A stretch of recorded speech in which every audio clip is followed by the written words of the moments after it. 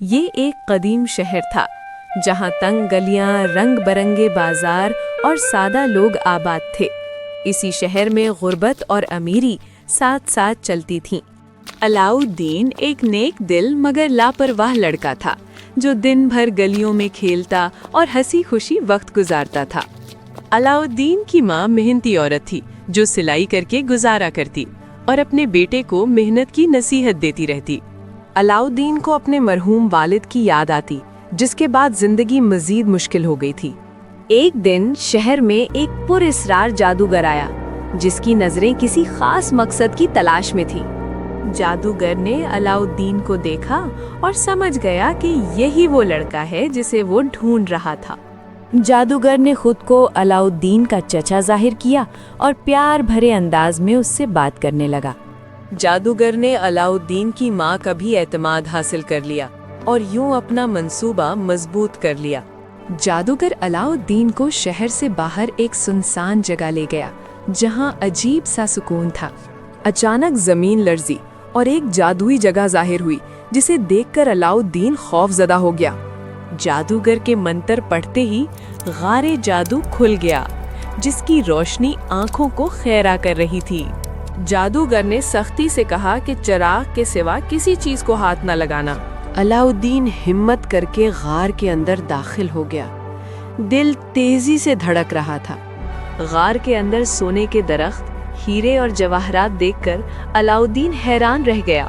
ایک کونے میں اسے ایک سادہ سا پرانا چراغ نظر آیا جسے اس نے اٹھا لیا۔ علاؤالدین چراغ لے کر واپس آیا اور جادوگر سے باہر نکلنے کی درخواست کی۔ جادوگر نے دھوکہ دیا اور غار بند کر کے علاؤالدین کو اندر قید کر دیا۔ مایوسی میں علاؤالدین نے دعا کی اور بے دھیانی میں چراغ رگڑ بیٹھا۔ اچانک دھوئیں کے بادل سے ایک عظیم جن ظاہر ہوا اور بولا، میں تمہارا غلام ہوں۔ علاؤالدین نے پہلا حکم دیا اور جن اسے فوراً گھر پہنچا گیا۔ علاؤالدین اور اس کی ماں چراغ کی طاقت دیکھ کر حیران اور خوش ہو گئے۔ جن کی مدد سے ان کی غربت ختم ہو گئی اور گھر خوشیوں سے بھر گیا۔ ایک دن علاؤالدین نے شہزادی بدر البدور کو دیکھا اور دل ہار بیٹھا۔ علاؤالدین کی ماں رشتہ لے کر محل پہنچی مگر بادشاہ نے شرط رکھ دی۔ بادشاہ نے کہا کہ صرف وہی داماد بن سکتا ہے جو عظیم محل بنوا سکے۔ علاؤالدین نے جن کو حکم دیا اور ایک رات میں شاندار محل بن گیا۔